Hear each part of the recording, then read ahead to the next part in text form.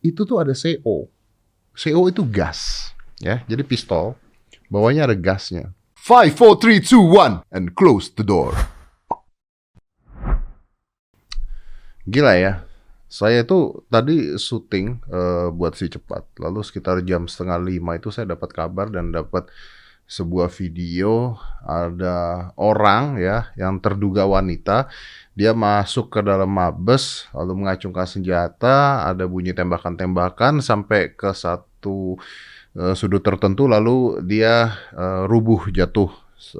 Sepertinya tertembak gitu. Saya masih ngomong begini menggunakan kata sepertinya karena saya tidak mau asal ngomong ketika beritanya belum sah keluar. Tapi ini saya akan ngomong tentang apa pendapat saya dan siapa sih orang ini sebenarnya. Nah, jadi intinya akhirnya ada orang meninggal lah seperti itu. Dan ini kan aksi terorisme ya, aksi teror gitu ya. Sedangkan kemarin-kemarin itu ketika terjadi bom di Makassar, itu juga hal yang sama.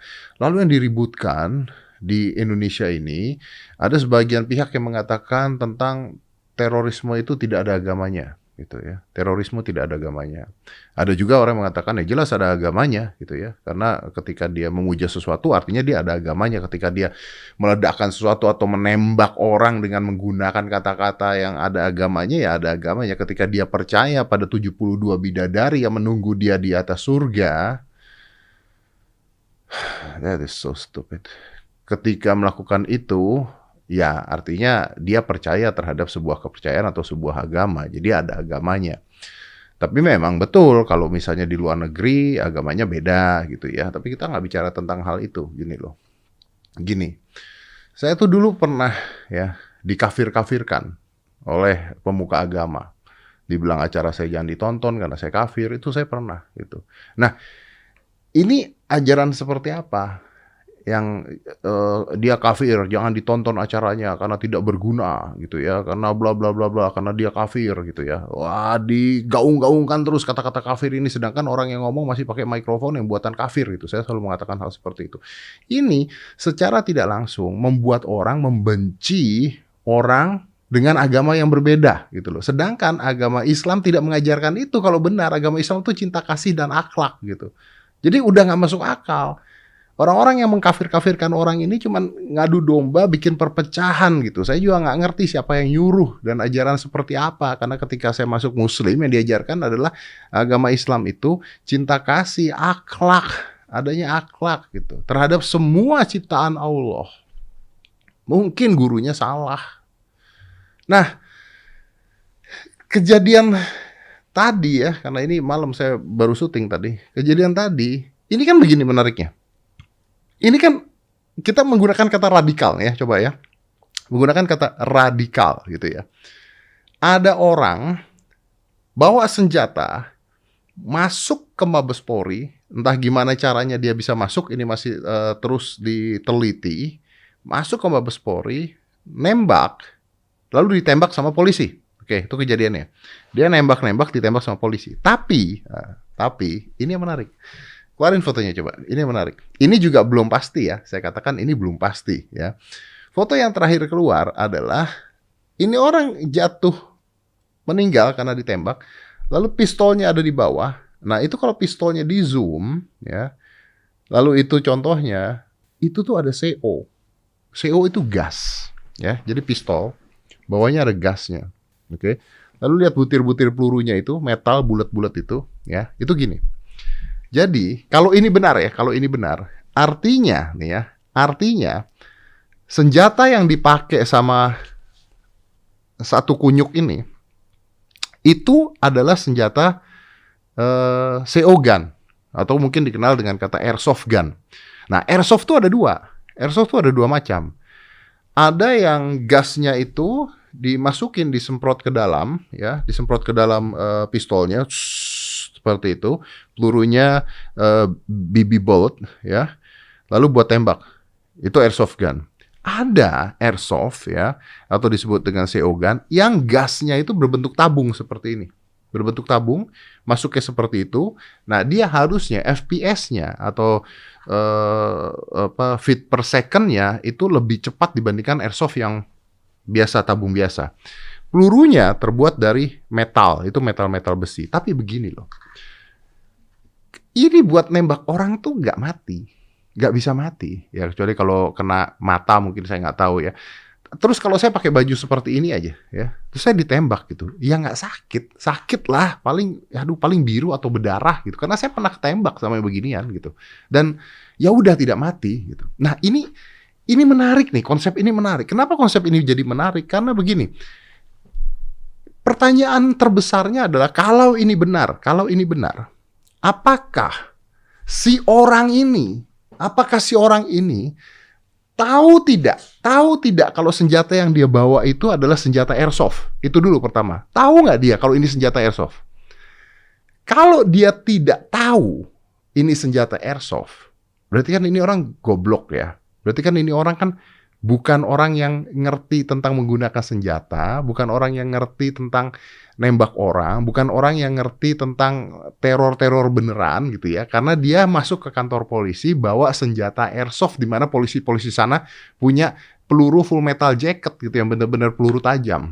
Dia bawa airsoft gun, nembakin, nggak tahu, mungkin kaca juga pecah apa nggak tuh kalau kacanya Mabes Polri. Mungkin nggak pecah. Nah, kalau dia nggak tahu kalau ini adalah airsoft gun, berarti orang ini ditipu, oke? Ditipu atau dibohongin sama seseorang yang bisa mencuci otak dia untuk goblok banget bawa sebuah senjata yang bukan senjata beneran, masuk ke kantor polisi, nembakin polisi, pakai senjata mainan. Gimana caranya orang bisa mencuci otak orang, bawa senjata mainan, masuk ke kantor polisi, tembakin polisi? Nah, lu pikir lu siapa gitu? Rambo, Tekken gitu. Rambo, Tekken aja bawa senjata beneran. Ini enggak, ini senjatanya mainan. Artinya ada orang yang ngebohongin dia. Ini senjata beneran, ya.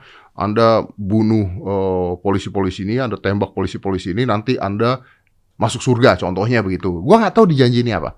Kalau dijanji ini duit juga, buat siapa gitu ya? Karena setahu gua kalau kita manusia-manusia yang punya otak dan akal berpikir, kalau saya masuk ke kantor polisi mengacungkan senjata ke polisi, pasti ditembak balik gitu saya. Dan pasti mati gitu loh. Jadi kalau dapat duit juga, buat siapa duitnya gitu.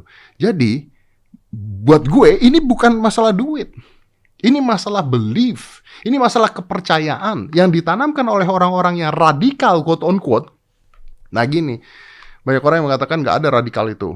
Nah, ini hanyalah permainan pemerintah dan sebagainya. Banyaklah hoax atau isu-isu seperti itu. Kita gini deh, kalau tidak ada radikalisme, nah ini apa yang mengajarkan orang melakukan seperti ini apa? Paham apa yang mengajarkan ini? Saya nggak bicara agamanya ya. Paham apa yang mengajarkan orang mencuci otak orang, bawa senjata mainan, Anda bawa senjata mainan, Anda tembak polisi, kan goblok kan orang bisa mau melakukan hal seperti itu. Kecuali dia percaya satu ini adalah pistol beneran. Kalau dia percaya ini pistol beneran, ini kan gila. Artinya tujuan dia masuk ke sana memang untuk membunuh polisi. Dan dia pasti diiming-imingi sesuatu kalau dia mati, atau kalau polisinya mati, atau kalau dia berhasil membunuh polisi dan dia juga ikut mati, dia akan mendapatkan sesuatu. Ini kita nggak tahu ini wanita atau pria nih. Sampai detik ini yang saya infonya belum tahu saya, tapi dari kesannya ini adalah wanita atau pria menyamar jadi wanita. Kalau dia wanita, dijanjikan 72 bidadari di surga, buat apa Anda dengan bidadari itu? Buat apa? Anda tidak akan masuk ke surga lalu jadi 73 bidadarinya, nggak akan. Nggak bisa kayak begitu caranya. Cara berpikir Anda tuh udah goblok aja kalau misalnya Anda berpikir bunuh orang masuk surga Anda jadi bidadari, nggak bisa juga. Itu kalau wanita, ya. Kalau pria, ya mungkin dijanjikannya begitu, ya. Itu kalau pistolnya dia tahu itu adalah pistol mainan. Kalau dia taunya itu pistol beneran, ya dia untuk bunuh. Kalau dia tahu itu pistol mainan, berarti dia tahu bakal mati dan nggak melukai siapapun. Nah, orang macam apa yang mau masuk ke kantor polisi, melakukan ini, tahu dia bakal mati dan pistolnya nggak bisa melukai siapapun? Ini nggak masuk di otak gua, bro. Ini nggak ada di analogika berpikir gua loh sama sekali. Kalau kemarin bom di Makassar, Dia tahu itu bom misalnya, atau dia pernah coba ngeledakin di mana lalu meledak itu, oh saya bakal membunuh orang-orang yang di gereja dan sebagainya, ya oke lah saya nggak tahu. Ini goblok banget gitu. Dan ini ngebuat ketakutan masyarakat. Karena apa? Karena kalau misalnya kejadian seperti ini bisa terjadi di kantor polisi, artinya bisa terjadi di mall, artinya bisa terjadi di jalanan. Kita ini udah deh gini deh. Kita ini orang-orang yang normal, waras, berpikiran jernih, masih NKRI Indonesia, ya. Kita harus ngelawan ini loh. Kita harus speak up ngelawan ini. Gini, kalau Anda mengatakan bahwa wah ini permainan, ini apa, ini konspirasi, ini begini, harusnya beginilah, macam-macam, pokoknya spekulasi yang keluar tuh macam-macam. Kalau Anda berpikirnya seperti itu, oke, saya terima, oke. Ini tidak ada agamanya, ini begitu, ini begitu, ini begitu. Oke lah, terserah Anda, saya terima. Tapi saya tahu sendiri bahwa ada beberapa pemuka agama, ya, yang saya alami sendiri contohnya, yang dulu mengkafir-kafirkan saya. Ada. Yang saya dikafir-kafirkan, yang karena saya beda agama saya dibilang begini, dibilang begitu, itu ada. Ini nggak ngomong kosong, nggak bohong, ada. Nah, kalau kitanya diam saja, paham-paham seperti ini bisa mengadu domba.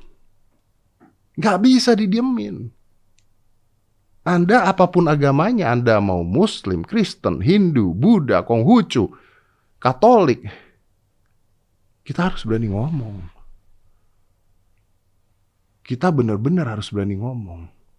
Untuk apa? Untuk melawan orang-orang yang memang suka ngomong, toanya besar, bicara di mana-mana, mengkafir-kafirkan semua orang, di luar apa yang dia yakini, yang akhirnya membuat orang-orang bodoh seperti tadi percaya harus memusuhi agama lain. Atau percaya harus memusuhi orang lain. Itu yang harus kita lawan. Itu yang harus kita keluarkan opini-opini kita. Karena kalau begini terus, Indonesia mau jadi apa? Jalan gak nyaman, beragama tidak tentram. Indonesia mau jadi seperti apa? Jadi video ini, yuk teman-teman artis, selebriti yang punya toa besar yang bisa bicara, bicaralah gitu. Bicaralah tentang NKRI, bicaralah tentang persatuan. Kalau misalnya ada oknum-oknum yang tiba-tiba mau ngadu domba, lawanlah dengan wacana Anda sendiri. Jangan cuma diem aja, enggak, jangan. Anda punya suara besar juga. Anda selebgram, lawanlah dengan cara Anda gitu. Jangan takut, karena mereka menjadi merajalela karena mereka tahu kita takut. That's the only things happens. Orang berani ngebully kita karena mereka tahu kita nggak ngelawan balik. Karena mereka tahu kita takut. Kita lawan balik. Nggak usah dengan perang, angkat senjata, nggak. Dengan opini-opini kita supaya mempersatukan bangsa Indonesia. Itu aja. Jangan cuma diam terus komen, nggak. Kalau ada pemuka agama atau siapapun yang mengkafir-kafirkan orang, yang menghakimi orang, yang pokoknya tidak sesuai dengan NKRI, kita lawan dengan opini-opini kita. Kalau enggak, anak cucu kita mau hidup di mana? Mau seperti apa negara kita? Gak bisa diam begini. Gila. 5, 4, 3, 2, 1 and close the door.